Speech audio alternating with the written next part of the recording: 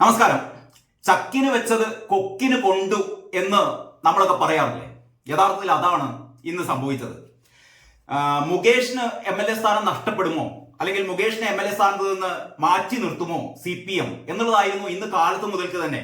ഇന്ന് പുറത്തിറങ്ങിയ പത്രങ്ങളിലെല്ലാം പ്രധാനപ്പെട്ട ഒരു തലക്കെട്ട് എന്ന് പറയുന്നത് മുകേഷിന്റെ കാര്യം ഇന്ന് തീരുമാനമാകും എന്നുള്ളതായിരുന്നു. കാരണം CPM-ന്റെ സംസ്ഥാന സെക്രട്ടേറിയറ്റ് ഇന്നലെ കൂടിയിരുന്നു. അപ്പൊ സംസ്ഥാന സെക്രട്ടേറിയറ്റിൽ തന്നെ ഇത് സംബന്ധിച്ച ഒരു തീരുമാനം ഉണ്ടാവും എന്നൊക്കെ നമ്മൾ കരുതിയിരുന്നു. പക്ഷേ സംസ്ഥാന സെക്രട്ടേറിയറ്റിൽ അങ്ങനെ ഒരു തീരുമാനമൊന്നും കൈക്കൊണ്ടില്ല. ഇന്ന് ചേരുന്ന സംസ്ഥാന സമിതിയായിരിക്കും ഇക്കാര്യത്തിൽ തീരുമാനിക്കുക എന്നുള്ളതായിരുന്നു നമ്മുടെയൊക്കെ ഒരു അനുമാനം. ഏതായാലും തീരുമാനിച്ചു. ഗോവിന്ദ മാഷ് ഇപ്പം സംസ്ഥാന സമിതി കഴിഞ്ഞതിന് ശേഷം കുറച്ചു മുമ്പാണ് നമ്മുടെ പാർട്ടി സെക്രട്ടറി ഗോവിന്ദ മാഷ് പത്രസമ്മേളനം നടത്തി പത്രക്കാരോട് അദ്ദേഹം സ്വതസിദ്ധമായ വിഡ്ഢിച്ചിരിയോടെ കാര്യങ്ങൾ അവതരിപ്പിച്ചത്. എഴുതി തയ്യാറാക്കിയ ഒരു വളരെ നീണ്ട ഒരു റിപ്പോർട്ട് തന്നെയാണ് ഗോവിന്ദ മാഷ് അവതരിപ്പിച്ചത്. ഞാൻ പറഞ്ഞുകൊണ്ട് വന്നത്, അപ്പൊ മുകേഷിനെ എന്ത് സംഭവിക്കും എന്നുള്ളത്. ഇന്നലെ കുറെ രാഷ്ട്രീയ വിദഗ്ധന്മാരൊക്കെ പറഞ്ഞിരുന്നത് ഇതാ മുകേഷ് രാജിവെക്കാതെ തരമില്ല. കാരണം നമ്മുടെ പോളിറ്റ് ബ്യൂറോ അംഗമായ ബൃന്ദ കാരാട്ട് പറഞ്ഞു, നമ്മുടെ പ്രകാശ് കാരാട്ട് പ്രത്യേകിച്ച് ഞാനൊന്നും പറഞ്ഞില്ലേ രാമനാരായണ എന്ന് പതിവ് പോലെ അദ്ദേഹം പറഞ്ഞു പോയി. യെച്ചൂരി ആണെങ്കിൽ അസുഖം ബാധിച്ച് ചികിത്സയിലാണ്. പിന്നെ ബൃന്ദ കാരാട്ടാണ് പറഞ്ഞത് സ്ത്രീ എന്നുള്ള രീതിയിൽ വളരെ വളരെ ശൗര്യത്തോടെ പറഞ്ഞു മുകേഷ് മാറണം, മുകേഷിനെ മാറ്റണം എന്നൊക്കെ പറഞ്ഞു. ബൃന്ദ സഖാവിൽ നിന്നും നമ്മുടെ പിണറായി ഇപ്പൊ മൈൻഡ് ചെയ്യാറുള്ള അറിയാലോ. അപ്പോ പിണറായി പറയുന്നതിനപ്പുറം ഗോവിന്ദ മാഷും കേൾക്കില്ല നമുക്കറിയാലോ. അപ്പൊ ഏതായാലും മുകേഷിനെ പാർട്ടി സംരക്ഷിച്ചിരിക്കുന്നു. അതാണ് ഇന്നത്തെ ഏറ്റവും പ്രധാനപ്പെട്ട വാർത്ത. അതല്ല, അത് പറയാൻ പോകുന്നു. ഞാൻ അതിന്റെ ആദ്യം പറഞ്ഞത്, നമ്മളൊക്കെ പ്രതീക്ഷിച്ചതുപോലെ മുകേഷിനെ മാറ്റി നിർത്തുമെന്നുള്ള ഒരു തീരുമാനത്തിൽ നിന്ന് പാർട്ടി പിന്നോട്ട് പോയിരിക്കുന്നു. മുകേഷിന് എല്ലാവിധ സംരക്ഷണവും പാർട്ടി നൽകും. കാരണം ഗോവിന്ദ മാഷ് പറയുന്നതിൽ ലോജിക് ഉണ്ട് കേട്ടോ. ഗോവിന്ദ മാഷ് പറയുന്നതിന് കാരണം മുകേഷിനെ മാറ്റി നിർത്തിയാൽ, മുകേഷ് എന്ന് പറയുന്നത് കുറ്റാരോപിതൻ മാത്രമാണ്.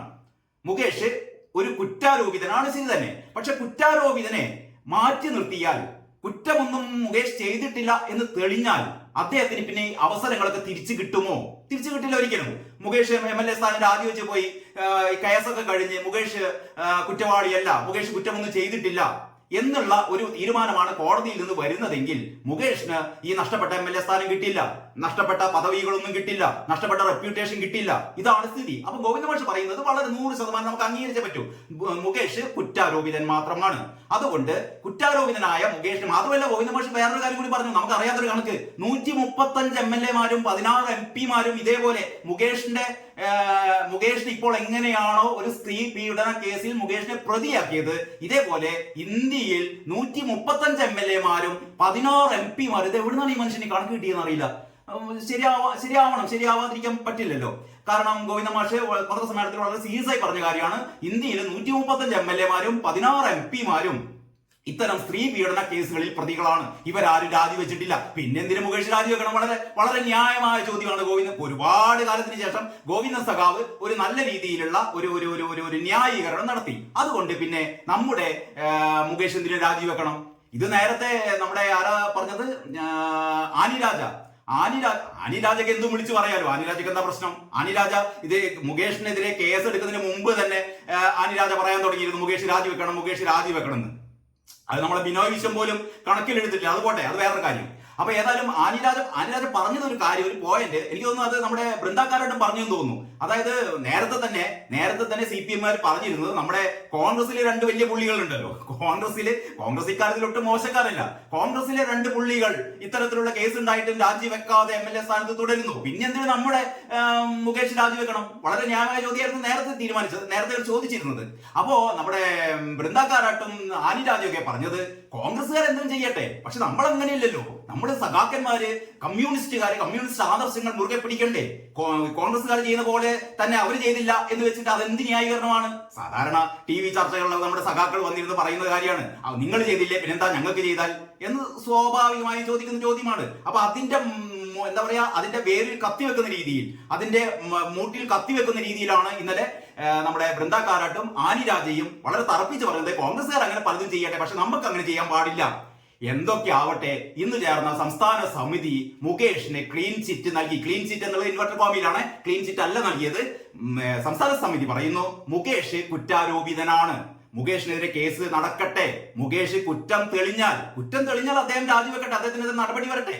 അതല്ല, നേരെ മറിച്ച് മുകേഷ് ഒരു മന്ത്രിയായിരുന്നെങ്കിൽ, ഒരു എക്സിക്യൂട്ടീവ് പോസ്റ്റിൽ ഇരിക്കുന്ന ഒരാളാണെങ്കിൽ അദ്ദേഹത്തിന് ഈ കേസ് സംബന്ധിച്ചുള്ള ചില തീരുമാനങ്ങളൊക്കെ നടത്താനുള്ള സാധ്യതയുണ്ട്. അതിന്റെ പേരിൽ രാജിവെക്കുക എന്നുള്ളത് ന്യായമായ കാര്യമാണ്. പക്ഷേ ഒരു MLA സ്ഥാനത്ത് ഇരുന്നു കൊണ്ട് ഇതിനൊന്നും ചെയ്യാൻ പറ്റില്ല. അതുകൊണ്ട് മുകേഷിനെതിരെ തൽക്കാലം മുകേഷിനെ നമുക്ക് മറ്റേ പദവികളിൽ നിന്നൊക്കെ മാറ്റി, പദവി എന്ന് ഞാൻ ഉദ്ദേശിച്ചത് ഈ സിനിമാ നയരൂപീകരണ ചർച്ചയ്ക്ക് വരുന്നുണ്ടല്ലോ, അപ്പൊ സിനിമാ നയരൂപീകരണ ചർച്ചയ്ക്ക് വേണ്ടിയിട്ടുള്ള ആ കമ്മിറ്റിയിൽ നിന്ന് മുകേഷിനെ മാറ്റാം, സംസ്ഥാന സമിതിയിൽ നിന്ന് മാറ്റാം. അത് രണ്ടും മാറ്റി MLA ആയി മുകേഷ് തുടരും.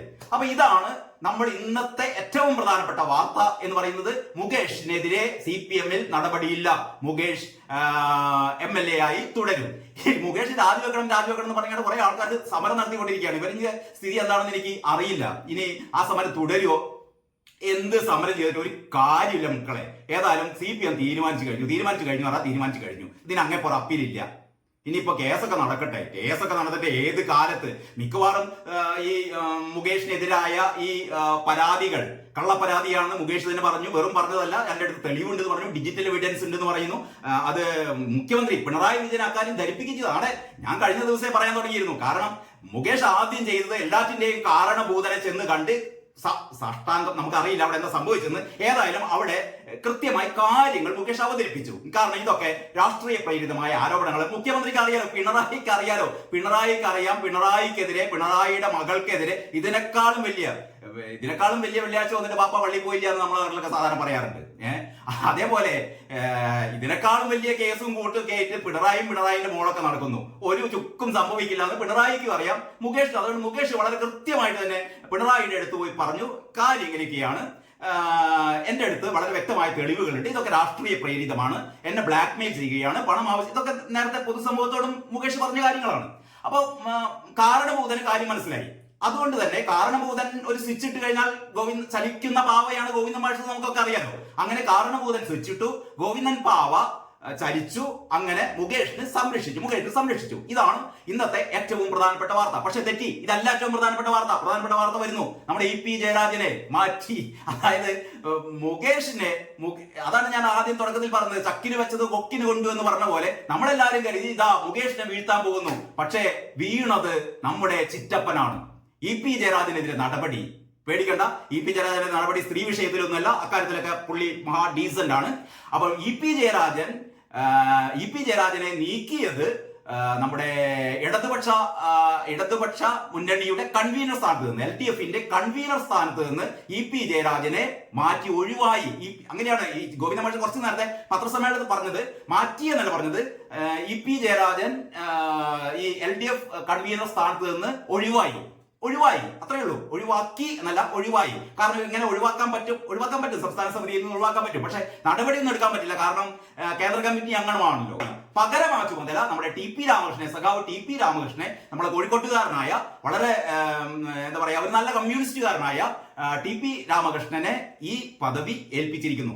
അഥവാ ഈ ഇടതുപക്ഷ മുന്നണി കൺവീനർ എന്ന് പറയുന്നത് അത്ര മഹാപദവിയൊന്നും അല്ലാന്ന് ഈ കേരളത്തിലെ എല്ലാവർക്കും അറിയാം. അതുകൊണ്ട് എന്തെങ്കിലും കാര്യമുണ്ടോന്ന് അറിയില്ല. കാരണം അങ്ങനെ ഒരു യോഗവും ചേരാറില്ല, അവിടെ ഒരു മുന്നണിയില്ല, ഒന്നുമില്ല. കാരണം കാരണബോധം പറയുന്നതാണ് കാരണം. അതിന് അങ്ങേപ്പുറത്തേക്ക് ആരും അങ്ങോട്ടും ഇങ്ങോട്ടും ഇല്ല. ആരാണെങ്കിലും, ഏത് ഘടകകക്ഷിയാണെങ്കിലും അത് നിൽക്കട്ടെ, അതല്ലല്ലോ നമ്മുടെ പ്രശ്നം. അപ്പൊ ഏതായാലും EP ജയരാജൻ നമ്മൾ കഴിഞ്ഞ ഒരുപാട് കാലങ്ങൾ എന്ന് പറഞ്ഞാൽ മാസങ്ങളായി പ്രതീക്ഷിച്ചുകൊണ്ടിരുന്ന നടപടി തന്നെയാണ് കേട്ടോ. കാരണം നമുക്കറിയാലോ, ഈ ഇടതുപക്ഷ മുന്നണി കൺവീനർ സ്ഥാനം ശരിക്ക് വേണ്ട രീതിയിൽ പ്രവർത്തിച്ചില്ല എന്നുള്ള ഗോവിന്ദ മാഷിന്റെ ആരോപണം നിലനിൽക്കുമ്പോൾ തന്നെ, അത് ശരിയാണെന്ന് അംഗീകരിക്കുമ്പോൾ തന്നെ നമുക്കൊക്കെ അറിയാവുന്ന കാര്യമാണ്. കാരണം പ്രകാശ് ജാവദേക്കർ എന്ന് പറയുന്ന BJP-യുടെ നേതാവ് EP ജയരാജന്റെ മകന്റെ വീട്ടിൽ ചെന്ന് കണ്ട് EP ജയരാജന്റെ മകന്റെ കുട്ടിയുടെ പിറന്നാൾ ദിവസം EP ജയരാജൻ അവിടെ ഉണ്ട് എന്ന് മനസ്സിലാക്കി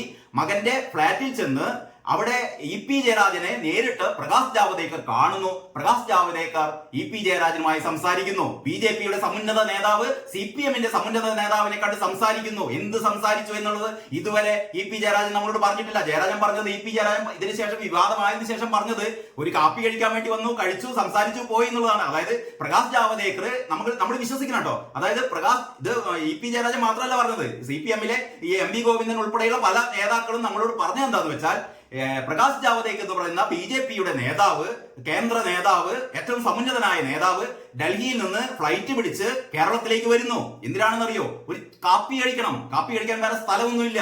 അങ്ങനെ നേരെ ദല്ലാൽ നന്ദകുമാറിനെ കൂട്ടുപിടിച്ച് ദല്ലാൽ നന്ദകുമാറിന്റെ കൂടെ, കാരണം EP ജയരാജൻ എവിടെയാണെന്ന് അറിയില്ല, അപ്പം ദല്ലാൽ നന്ദകുമാറിനോട് നമ്മുടെ പ്രകാശ് ജാവദേക്കർ പറഞ്ഞു, നന്ദകുമാറെ നമുക്കൊന്ന് കാപ്പി കഴിക്കണം.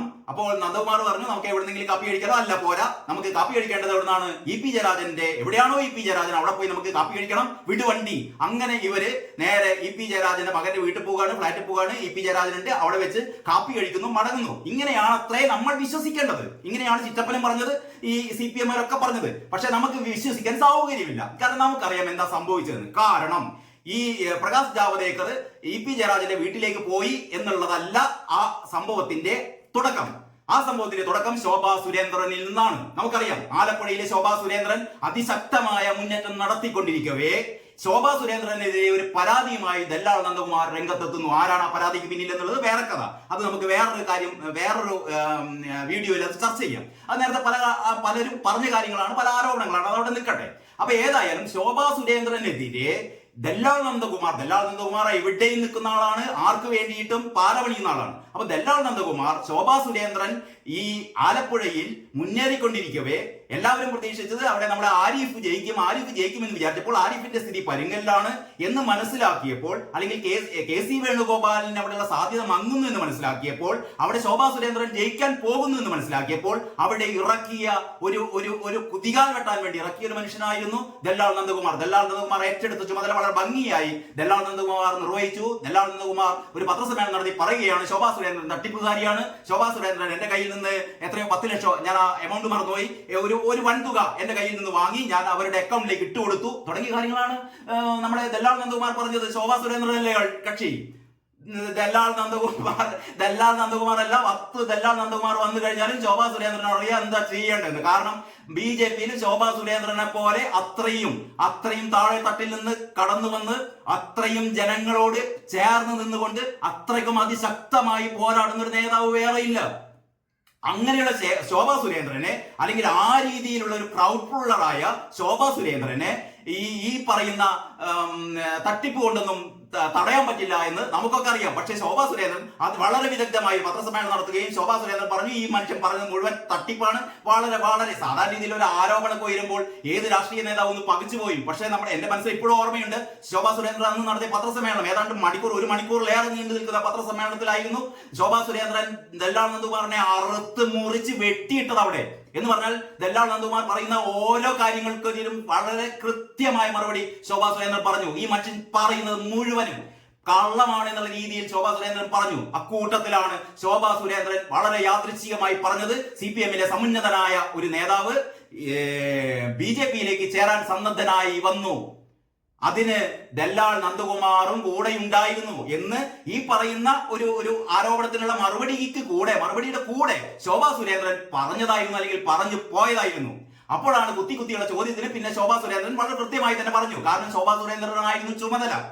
അക്കാലത്ത് മറ്റു രാഷ്ട്രീയ പാർട്ടികളിലെ സമുന്നതരായ നേതാക്കളെ BJP-യിലേക്ക് കൊണ്ടുവരേണ്ടതിന്റെ ചുമതല വഹിച്ചിരുന്ന ശോഭാ സുരേന്ദ്രൻ വളരെ കൃത്യമായി ശോഭാ സുരേന്ദ്രന് അറിയിപ്പ് കിട്ടി, അല്ലെങ്കിൽ ഈ ദല്ലാൽ നന്ദകുമാർ മുഖേന അറിയിപ്പ് കിട്ടി, ഇതാ CPM-ലെ അതിശക്തനായ നമ്പർ 2 എന്നൊക്കെ പറയുന്ന പിണറായി വിജയൻ കഴിഞ്ഞ ഏറ്റവും അതിശക്തനായ EP ജയരാജൻ ഇതാ. കാരണം നമുക്കൊക്കെ അറിയാം EP ജയരാജൻ വളരെ അസംതൃപ്തനാണ്.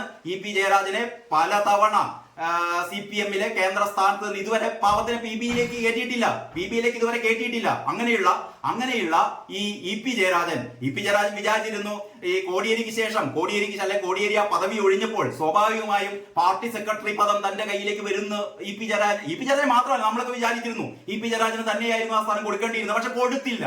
പകരം കൊടുത്തത് ആരാണ്? താൽക്കാലിക ചുമതല കൊടുത്തത് പോലും A വിജയരാഘവനായിരുന്നു. വിജയരാഘവൻ എന്ന് പറഞ്ഞാൽ വളരെ ജൂനിയറായ, EP-യെക്കാളൊക്കെ വളരെ ജൂനിയറായ, ഒരു അർഹതയും ഇല്ലാത്ത വിജയരാഘവന് താൽക്കാലികമായ പാർട്ടി സെക്രട്ടറിയുടെ ചുമതല കൊടുത്തു. അന്ന് മുതലേ EP ജയരാജന്റെ മനസ്സിൽ തീ കോരിയിടുകയായിരുന്നു. EP ജയരാജന് മനസ്സിലായി ഇത് ശരിയല്ല. തുടർന്ന് നമുക്കൊക്കെ അറിയാമല്ലോ, ഗോവിന്ദ മാഷിന് കൊടുത്തു. ഗോവിന്ദ മാഷ് എന്ന് പറഞ്ഞാൽ EP-യേക്കാൾ ജൂനിയറായ ഗോവിന്ദ മാഷിനും ഈ പറയുന്ന പാർട്ടി സെക്രട്ടറി പദം ഗോവിന്ദ മാഷിനെ ഏൽപ്പിച്ചു കൊടുക്കുകയാണ്. അതോടെ വളരെ സംതൃപ്തനായ EP ജയരാജൻ തുടർന്ന് അങ്ങോട്ട് പാർട്ടിയുമായി ഇടഞ്ഞു നിന്നില്ല എങ്കിലും പാർട്ടിയുടെ ഒരു പരിപാടികളിലും ആത്മാർത്ഥതയോടെ പങ്കെടുത്തിരുന്നില്ല. പ്രത്യേകിച്ചും നമുക്കൊക്കെ അറിയാം, ആ യാത്ര ഗോവിന്ദമാഷ് യാത്രയൊക്കെ നടത്തിയിരുന്നു. പാർട്ടി സെക്രട്ടറിയായി അധികാരമേറ്റതിനു ശേഷം ആ യാത്രയിൽ ഉദ്ഘാടന യോഗത്തിലോ അല്ലെങ്കിൽ അതിന്റെ സമാപനത്തിലോ ഒന്നും തന്നെ ഇ.പി. ജയരാജൻ പങ്കെടുത്തില്ല. ഇ.പി. ജയരാജൻ അതേസമയം ആ സംഭവ സ്ഥലത്ത് ഉണ്ടായിരുന്നു, പക്ഷെ പോയിട്ടില്ല. എന്ന് പറഞ്ഞാൽ എം.വി. ഗോവിന്ദനോട് വളരെ കണക്ക് തീർക്കുകയായിരുന്നു ഇ.പി. ജയരാജൻ. അങ്ങനെ ഇ.പി. ജയരാജന്റെ അതൃപ്തി നുരഞ്ഞ് പതഞ്ഞ് പുറത്തേക്ക് ഒഴുകുന്ന ആ അവസരത്തിലാണ് ഇ.പി. ജയരാജന് തൽക്കാലം അന്ന് BJP-യിലേക്ക് ആളുകളൊക്കെ അങ്ങനെ ഒഴുകി തുടങ്ങുന്ന ഒരു കാലമാണ്. അങ്ങനെയാണ് ഇ.പി. ജയരാജൻ ശോഭാ സുരേന്ദ്രൻ വഴി BJP-യിലേക്ക് ചേരാനുള്ള ഒരു ഒരു ഒരു ഒരു രീതിയിലേക്ക് അല്ലെങ്കിൽ ആ ഒരു സന്നദ്ധതയോടെ വരുന്നത്. മൂന്ന് പ്രാവശ്യം ഈ ഇ.പി. ജയരാജനുമായി താൻ സംസാരിച്ചു എന്നാണ് ശോഭാ സുരേന്ദ്രൻ പറയുന്നത്. ശോഭാ സുരേന്ദ്രൻ എന്നെ കള്ളത്തരൊന്നും പറയുന്ന ആളല്ല. ശോഭാ സുരേന്ദ്രൻ പറയുന്നത് ശരി തന്നെയാണെന്നാണ് നമുക്കൊക്കെ വിശ്വാസമാകുക. ആ ശോഭാ സുരേന്ദ്രൻ മൂന്നാം തവണയാണ് ഏറ്റവും അവസാനം ഇ.പി. ജയരാജനെ കേന്ദ്രത്തിലെ നേതാക്കന്മാരുമായി പരിചയപ്പെടുത്തി കൊടുത്ത് അതിന്റെ ഏറ്റവും ഈ പാർട്ടിയിലേക്ക് BJP-യിലേക്ക് കടന്നു വരാനുള്ള ഏറ്റവും അവസാനത്തെ ആ ഒരു എന്താ പറയാ ആ ഒരു നടപടിക്രമത്തിലേക്ക് കടക്കുന്നതിന് തൊട്ട് മുമ്പാണ് ഇ.പി. ജയരാജന് ഒരു ഫോൺ വരുന്നത്. ആ ഫോൺ വന്നതോടുകൂടി ഇ.പി. ആകെ പരിഭ്രാന്തിയിലായി, അദ്ദേഹമായ ഭയചകിതനായി. കാരണം സ്വാഭാവികമായും ആ കോൾ വന്ന് എവിടെ നിന്നായിരിക്കും അറിയാലോ, കണ്ണൂരിൽ നിന്ന് ഏറ്റവും നമ്പർ 1 ആളിൽ നിന്നായിരിക്കും ആ കോൾ വന്നത്. നമുക്കൊക്കെ അറിയാം ഈ പാർട്ടിയുമായി തെറ്റിക്കഴിഞ്ഞാലുള്ള അവസ്ഥ മറ്റാരെക്കാൾ നന്നായി ഇ.പിക്ക് അറിയാലോ. നമുക്ക് 51 വെട്ടുവെട്ടിയ കാര്യമൊക്കെ അഭിപ്രായ വ്യത്യാസം മൂലം വിമർശിച്ച ഒരാളെ ടി.പി. ചന്ദ്രശേഖരൻ 51 വെട്ടിക്കൊന്ന പാർട്ടിയാണ്. അതൊന്നും ഓർമ്മിപ്പിച്ചിട്ടുണ്ടാവും. ഇ.പി. പാർട്ടി മാറുന്നതൊക്കെ ശരി തന്നെ, പക്ഷേ മാറിക്കഴിഞ്ഞാൽ എന്ത് സംഭവിക്കുന്ന അറിയാമല്ലോ എന്നൊരൊറ്റ ചോദ്യം മതി ഇ.പി. വീഴും. കാരണം ഇ.പി. ആ തടിയും മണ്ണും മാത്രം തന്നെയുള്ളൂ. ഇ.പി. അത്രമാത്രം ധീരനാണെന്ന് എനിക്ക് തോന്നുന്നില്ല. ആ ഒരൊറ്റ ഫോൺ കോളിൽ ഇ.പി. ആ BJP-യിലേക്കുള്ള പ്രവേശനം താൽക്കാലികമായി മരവിപ്പിക്കുകയാണ്. ശോഭാ സുരേന്ദ്രൻ പറഞ്ഞു, ഞാനിതാ ഒന്നുകൂടി ആലോചിച്ച് വരാം എന്ന് പറഞ്ഞ് മാറുകയാണ്. അതിനുശേഷമാണ് രണ്ടാം എപ്പിസോഡാണ് ഈ പ്രകാശ് ജാവദേക്കറുമായി ഇ.പി.യുടെ വീട്ടിലെത്തുന്നത്.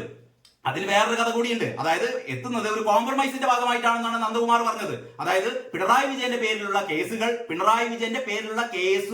പിൻവലിപ്പിക്കാൻ വേണ്ടിയിട്ട് അല്ലെങ്കിൽ പിണറായി വിജയനെ ഉപദ്രവിക്കരുത് എന്ന് BJP നേതൃത്വത്തോട് പറയാൻ വേണ്ടിയിട്ടുള്ള ഒരു അഡ്ജസ്റ്റ്മെന്റിന്റെ ഭാഗമായിട്ടായിരുന്നു ഈ ചർച്ച നടത്തിയത് എന്നാണ് നന്ദകുമാർ നമ്മളോട് പറഞ്ഞത്. അതും ഒരു പക്ഷേ ശരിയായിരിക്കാം. കാരണം പിണറായി വിജയനെ സോപ്പടിച്ചിട്ട് അന്ന് പിണറായി വിജയൻ ആകെ പൊള്ളി നിൽക്കുന്ന കാലമാണ്. ഈ നമ്മുടെ എക്സാലോജിക്കുമായി ബന്ധപ്പെട്ടിട്ട് വീണയുമായി ബന്ധപ്പെട്ട കാര്യങ്ങളിലൊക്കെ ആകെ പൊള്ളി നിൽക്കുന്ന സമയത്ത് പിണറായി വിജയനെ രക്ഷിക്കാൻ വേണ്ടിയിട്ട് ഈ പ്രകാശ് ജാവദേക്കറുമായുള്ള ചർച്ച നടത്തി എന്നുള്ള രീതിയിലൊക്കെ ആയിരുന്നു ഈ എന്താ പറയാ ഈ കാര്യം അവതരിപ്പിക്കപ്പെട്ടത്. പക്ഷെ എന്തായാലും ഞാൻ കൂടുതലായി ദീർഘിപ്പിക്കുന്നില്ല. അപ്പോൾ സ്വാഭാവികമായും ഇ.പി. ജയരാജനെ സംബന്ധിച്ചിടത്തോളം BJP-യിലേക്ക് പ്രവേശിക്കാൻ ുള്ള എല്ലാവിധ തയ്യാറെടുപ്പുകളും വന്ന ഇ.പി. ജയരാജൻ അവസാന നിമിഷം അത് മാറുകയായിരുന്നു, അതിൽ നിന്ന് പിൻവാങ്ങുകയായിരുന്നു. അതിന് സംഭവിച്ചത് ഒരൊറ്റ ഫോൺ കോളിന്റെ ഒരു പേടിയിലാണ് പിന്മാറിയത്. ഇപ്പൊ സംഭവിച്ചിരിക്കുന്നത് ഇ.പി. ജയരാജനെ സംബന്ധിച്ചിടത്തോളം ഒരു ചങ്ങലക്കെട്ടുകളും ഇല്ല. അദ്ദേഹം ഇതാ ഈ LDF കൺവീനർ സ്ഥാനത്ത് നിന്ന് മാറ്റി നിർത്തപ്പെട്ടിരിക്കുന്നു. ഇനി ഇ.പി.യെ സംബന്ധിച്ചിടത്തോളം CPM-ൽ ഒരു പ്രതീക്ഷയുമില്ല.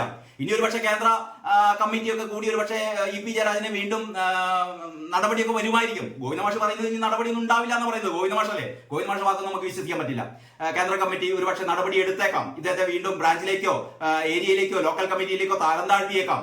മുന്നേ അറിയാലോ നമ്മുടെ സുധാകരനൊക്കെ ചെയ്ത പോലെ തരം താഴ്ത്തിയേക്കാം. ഏതാ എന്തെങ്കിലും ആട്ടെ. പക്ഷെ ഇ.പി.യെ സംബന്ധിച്ചിടത്തോളം ഇ.പി. അത്തരം ഒരു തരം താഴ്ത്തലിന് നിൽക്കുമെന്ന് തോന്നുന്നില്ല. കാരണം ഞാൻ ഇപ്പോഴും പറയുന്നത് ശോഭേച്ചിക്ക് ഇപ്പൊ ഒരു നല്ലൊരു ചാൻസ് ആണ്. ഇപ്പം വീണ്ടും ഒരു ഫോൺ കോൾ ശോഭാ സുരേന്ദ്രൻ നേരെ ഇ.പി. ജയരാജനെ വിളിച്ചു കഴിഞ്ഞാൽ ഒരു പക്ഷേ ഇ.പി. ജയരാജൻ ഫോൺ എടുക്കും. അന്ന് 3 തവണ നിങ്ങൾ നടത്തിയ ചർച്ച 4ാം വട്ട ചർച്ചയിലേക്ക് വരാനുള്ള സാധ്യതയാണ് വരുന്നത്. ഒരുപക്ഷെ ഇതൊക്കെ കേൾക്കുന്നവർ വിചാരിക്കും അങ്ങനെയൊന്നും സംഭവിക്കില്ല. കഴിഞ്ഞ കുറച്ചു മുമ്പ് നമ്മുടെ ജയശങ്കർ വക്കീലുമായിട്ട് ഒരു ചർച്ച, എനിക്ക് തോന്നുന്നു ഏത് ചാനലിലാണെന്ന് ഓർമ്മിക്കുന്നില്ല, മാതൃഭൂമി ചാനലിൽ നടത്തിയിരുന്നു. അപ്പം ജയശങ്കർ വക്കീൽ പറഞ്ഞു ഇ.പി. ജയരാജൻ ഇനി BJP-യിലേക്കൊന്നും പോകില്ല എന്ന്. അങ്ങനെയൊന്നും വിചാരിക്കേണ്ട. BJP-യിലേക്ക് പോകില്ല എന്ന് കരുതിയ പലരും BJP-യിലേക്ക് പോയിട്ടുണ്ട്. ഇ.പി. ജയരാജനെ സംബന്ധിച്ചിടത്തോളം BJP-യിലേക്ക് ചേർന്ന് ഇനി CPM-കാര് BJP-യിൽ ചേരാൻ പറ്റുമോ? അവരുടെ ആദർശം മണ്ണാങ്കട്ട. ഒരു ആദർശവുമില്ല. ഇ.പി. ജയരാജനൊക്കെ എന്താ ആദർശമായിരുന്നു ഉണ്ടായിരുന്നത്? വൈദേകം റിസോർട്ടിന്റെ കാര്യമൊക്കെ നമുക്കറിയാം. ഈ കണ്ണൂർ ലോബിയിലെ ഈ പറയുന്ന നേതാക്കന്മാർക്കൊന്നും ഒരു കമ്മ്യൂണിസ്റ്റ് ആദർശവുമില്ല, ഒരു ജനകീയ വിപ്ലവത്തിലേക്ക് നയിക്കാനുള്ള ഒരു ഉദ്ദേശ ശുദ്ധിയുമില്ല. അവർക്കാകെ നിലനിൽക്കണം, അധികാരം വേണം, പണം വേണം, ഇതൊക്കെ തന്നെയാണ്. അപ്പൊ ഇ.പി. ജയരാജനെ സംബന്ധിച്ചിടത്തോളം ഈ കഴിഞ്ഞ 10-60 വർഷം എന്താ പറയാ വിശ്വസിച്ച ഒരു പാർട്ടിയിൽ നിന്ന് ഒറ്റയടിക്ക് മാറി നിൽക്കുന്നത് വളരെ ബുദ്ധിമുട്ടാകുമല്ലോ എന്നൊന്നും ഓർത്ത് നമ്മൾ ബേജാറാകേണ്ട കാര്യമില്ല. ഇ.പി. ജയരാജൻ അങ്ങനെ ബേജാറൊന്നും ആകേണ്ട കാര്യമുള്ള ആളല്ല. കാരണം ഇ.പി. മുമ്പ് പറഞ്ഞൊരു കാര്യമാണ് എനിക്ക് ഓർമ്മ വരുന്നത്. അതായത് പണ്ട് ഈ സഖാക്കന്മാര് ലളിത ജീവിതം നയിച്ചിരുന്ന ആൾക്കാരാണല്ലോ. അതായത് മീറ്റിങ്ങുകളൊക്കെ നടക്കുമ്പോൾ പരിപ്പുവടയും കട്ടൻ ചായയും, അതാണ് പണ്ടൊക്കെ അങ്ങനെയായിരുന്നു. ദിനേശ് പീഡി വലിക്കുന്നത് സഖാക്കളാണ്. ഒരു ബീഡിയുണ്ടോ സഖാവെ തീപ്പെട്ടി എടുക്കാൻ എന്നൊക്കെ പണ്ട് സിനിമയിൽ മുരളി ചോദിച്ചത് ഓർമ്മയുണ്ടാവും നിങ്ങൾക്ക്. അപ്പൊ അതേപോലെ ഈ ദിനേശ് പീഡി വലിക്കുക, പിന്നെ കട്ടൻ ചായ കഴിക്കുക, പരിപ്പുവട കഴിക്കുക, ഇതൊക്കെയാണ് പണ്ടത്തെ സഖാക്കളുടെ ചില നേരം പോക്കുകൾ. ഇപ്പൊ അതൊക്കെ മാറി.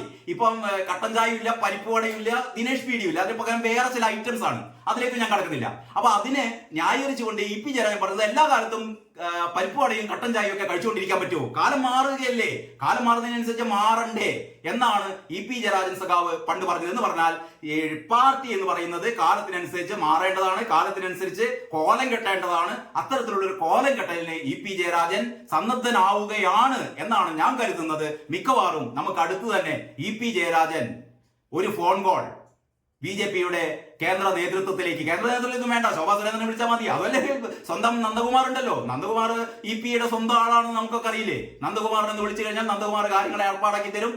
ശോഭയുടെ ഇനി ബി.ജെ.പിക്കാര് ഇനി ഈ അവസരത്തിൽ ഇ.പി. ജയരാജൻ ഇടിക്കില്ലേ എന്നുള്ളതാണ് മറ്റൊരു സംശയം. കാരണം ബി.ജെ.പിക്കാർക്ക് ചിലപ്പം അങ്ങനെയുള്ള ഒരു സംശയങ്ങളൊക്കെ അവസാന നിമിഷം വരും. എടുക്കണോ വേണ്ടേ. നമുക്ക് നേരത്തെ അറിയാലോ, ഈ ശശി തരൂര് ബി.ജെ.പിയിലേക്ക് പോകാൻ പോകാണ് എന്നുള്ള ഒരു ശ്രുതിയൊക്കെ ഉണ്ടായിരുന്നു.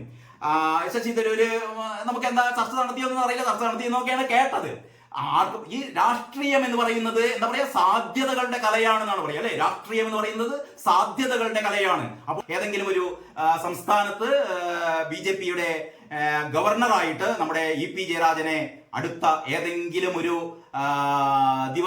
ദിവസം എന്നൊന്നും നമ്മൾ ഏറ്റവും അടുത്ത് പറയേണ്ട, കാരണം ഒരുപക്ഷെ കാലങ്ങൾ പിടിച്ചേക്കാം. ഏതായാലും സമീപ ഭാവിയിൽ തന്നെ, അങ്ങനെ നമുക്ക് പറയാം, സമീപ ഭാവിയിൽ തന്നെ ഇ.പി. ജയരാജനെ ബി.ജെ.പി നിയമിക്കുന്ന ഒരു ഗവർണറായി നമുക്ക് കാണാൻ കഴിയുമെന്നാണ് ഞാൻ കരുതുന്നത്. ഒരുപക്ഷെ നിങ്ങൾ അങ്ങനെ കരുതുന്നില്ല എങ്കിൽ ഈ പാർട്ടിയോട് തന്നെ